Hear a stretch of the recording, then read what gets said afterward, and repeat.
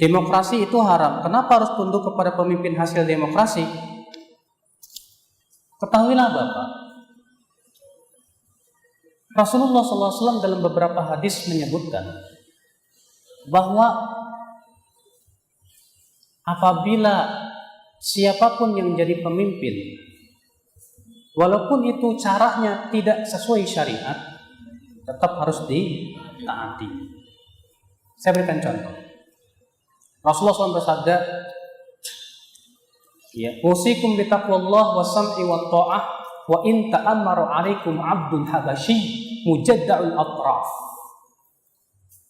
Aku wasiatkan kalian untuk mendengar dan taat walaupun pemimpin kalian itu hamba sahaya Ethiopia yang hidung dan telinganya buntung. Perhatikan Pak. Walaupun dipimpin oleh hamba sahaya Ethiopia yang hidung dan telinganya, dalam pemilihan yang sifatnya pemilihan syar'i, hamba sahaya nggak mungkin jadi pemimpin. Semua ulama sepakat syarat pemimpin bukan hamba sahaya, harus merdeka. Para ulama menyebutkan syarat pemimpin harus sehat jasad, tidak boleh cacat. Ini cacat. Sudah hamba sahaya, cacat lagi. Maka kalau ada hamba sahaya jadi pemimpin, biasanya caranya tidak syar'i, tidak sesuai dengan apa? Syariat. Tapi Nabi mengatakan apa? Tetap dengar dan taat, walaupun ya seperti itu. Memberontak dalam Islam haram.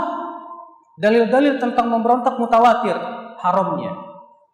Tapi kalau ada yang memberontak kemudian berhasil jadi pemimpin, caranya salah tidak?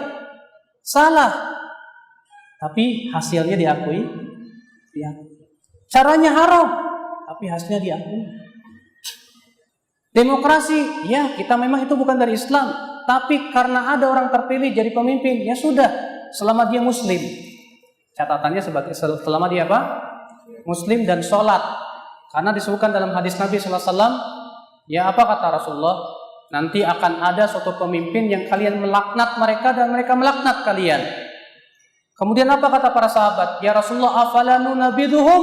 Bolehkah kita lawan mereka dengan pedang? Kata Rasulullah, la ma'aqamu fikumus sholah. Tidak, selama mereka mendirikan sholat. Selama mereka mendirikan sholat, mereka masih muslim, tidak boleh, kata Rasulullah SAW. Satu, Rasulullah hanya mengecualikan, selama masih sholat. Ya. Kalau misalnya qadarullah yang terpilih pemimpinnya non muslim, apakah kita harus memberontak? Kata para ulama, memberontak itu apabila malah menimbulkan mudarat yang lebih besar, haram.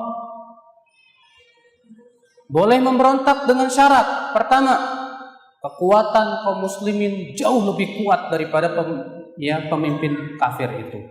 Yang kedua, tidak terkucur darah kaum muslimin. Apabila tidak terpenuhi dua syarat ini, kata para ulama, tidak boleh memberontak. Lebih baik sabar saja. Itu Pak. Memang kata sabar itu yang paling pahit. Makanya Nabi bersabda, fa inna satakunu atharah.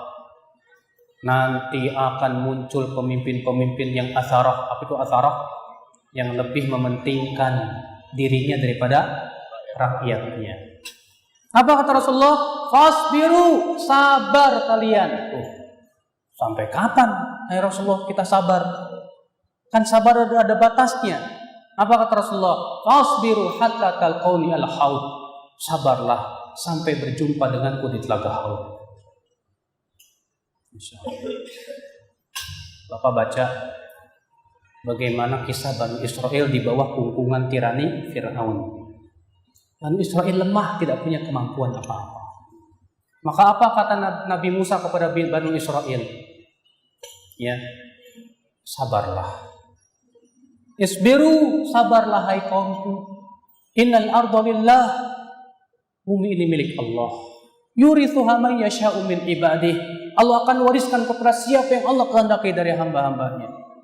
Maka Bani Israel pun sabar dalam keadaan anak-anak mereka dibunuhi dan yang lainnya. Tapi karena mereka lemah, tak punya kemampuan, sabar. Rupanya apa Pak?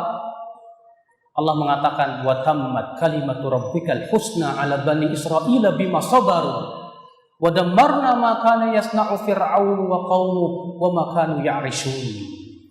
Dan telah sempurna kalimat Rabbmu kepada Bani Israel disebabkan kesabaran mereka terhadap Fir'aun. Dan kami hancurkan Fir'aun dan kaum dan pasukannya dan apa yang telah mereka bangun itu. Karena kesabaran Bani Israel itulah akhirnya datang pertolongan Allah. Allah hancurkan mereka. Makanya kalau kita sabar, insya Allah kita terus sabar, terus bertakwa, terus berdakwah, Allah pasti berikan kepada kita pemimpin yang bertakwa, Pak. Insya Allah. Karena Allah berfirman, wa in tasbiru wa tattaqu la yadurrukum kaidum syai'a. Jika kamu terus bersabar dan terus bertakwa, tidak akan membahayakan kalian tipu daya mereka sedikit pun juga. Syaratnya satu, terus sabar, terus bertakwa, terus kita berdakwah. Sekarang tugas kita, Pak, kita berpikir bagaimana supaya kaum muslimin dapat hidayah. Jangan sibukkan dulu mengkafir-kafirkan, Pak. Kaum muslimin di negeri kita ini banyak ditimpa kebodohan tentang din. Sibukkan kita untuk dakwahi para pemimpin-pemimpin kita. Sibukkan diri. Lihat para Rasulullah menyibukkan mendakwahi. Ya, bukan menyibukkan. Kalau sekarang kita melihat banyak kaum muslimin sibuk mengkafir-kafirkan. Kafir. Kalau sudah kafir apa jadinya, Pak? Halal darahnya. Kalau halal darahnya apa, Pak? Ya itulah. Makanya terjadinya pemboman dan yang lainnya dari situ pemikirannya.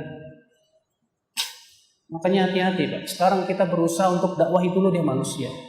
Karena kan Al-Quran itu hudan, hidayah. Rasulullah pun rahmatan lil alamin. Tugas kita sekarang seperti Rasulullah mendakwahi manusia. Masalah hasil di tangan Allah. Kalau Allah berfirman kepada Rasulnya, fa imma nuriyannaka ba'dal ladzi na'iduhum aw natawaffayannak fa ilaina marji'uhum. Bisa jadi hai Muhammad, kami akan realisasikan janji kami di saat engkau masih hidup, atau kami wafatkan dulu engkau, baru kami realisasikan janji kami. Jadi hasil itu bukan urusan kita. Yang penting kita sudah berdakwah sesuai dengan manhaj Nabi dan Rasul. Alhamdulillah. Kesalahan yang terbesar ketika kita tergesa-gesa. Ya, Allahu a'lam.